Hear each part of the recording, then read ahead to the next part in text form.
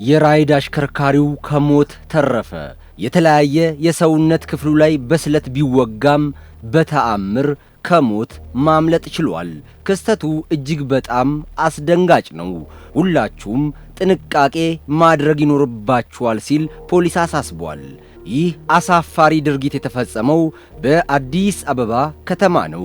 የራይድ አሽከርካሪው በዕለቱ የተለመደ ተግባሩን ለማከናወን ከቤት ይወጣል። ታዲያ አንድ ትራንስፖርት የሚፈልግ ግለሰብ ለመሄድ ወደሚፈልግበት ቦታ ነግሮት ይሳፈራል።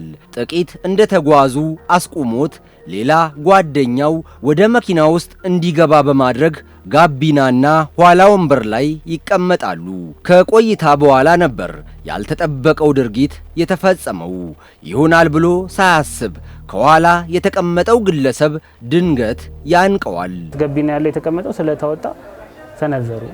ከዛ በኋላ በቃ ራሴን ለመከላከል ስል እኔ በግራ እጄ ስለቱን በመከላከል ሰዓት አንድ 5-6 ቦታ ወጉኝ እጄ።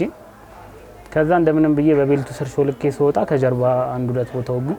ለሆስፒታል ሄድኩኝ። ግለሰቦቹ ይህን ዘግናኝ ድርጊት ፈጽመው ለማምለጥ ቢሞክሩም ቦታው ላይ ፈጥነው በደረሱ ፖሊሶች አንደኛው ተጠርጣሪ ሊያዝ መቻሉ ታውቋል።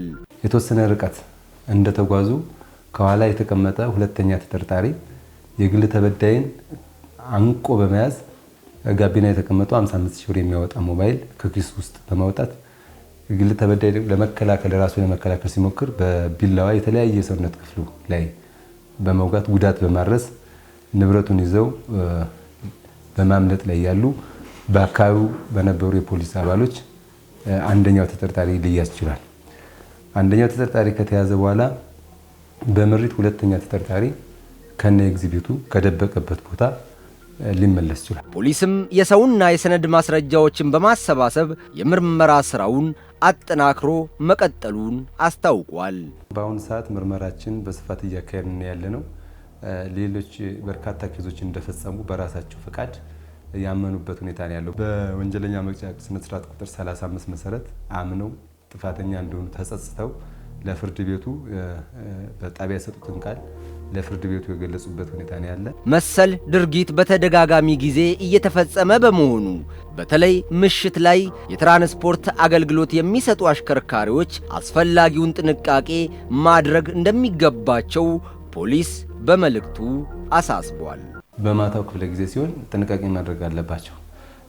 ዝም ብሎ ስራ እያሉ ያልሆነ ሰው ሊጭኑ ይችላሉ። የወንጀል ድርጊት ተሳታፊ የሆነ ሰው አደገኛ የሆነ ሰው ሊጭኑ ይችላሉ። መድረሻውን መነሻውን በትክክል ወደ ማዕከል ተመዝግቦ መጫን አለበት። ማዕከሉ ማወቅ አለበት። ሁለተኛ ደግሞ መንገድ ላይም ሰው ይዛለው ጓደኛ ያለ የሚሉ ነገሮች ላይም ሌላ የወንጀል ተሳታፊ ሊኖር ስለሚችል እነዚህ ላይ ጥንቃቄ ይደረግ። ተመልካቾቻችን ለአሁኑ ያደረስናችሁ መረጃችን ይህን ይመስላል። በቀጣይ በርካታ የጥንቃቄ መልእክቶች እንዲደርሷችሁ ዛሬውኑ የቻናላችን ቤተሰብ ይሁኑ። ይህ ዴይ ቱ ዴይ ኢትዮጵያ ነው።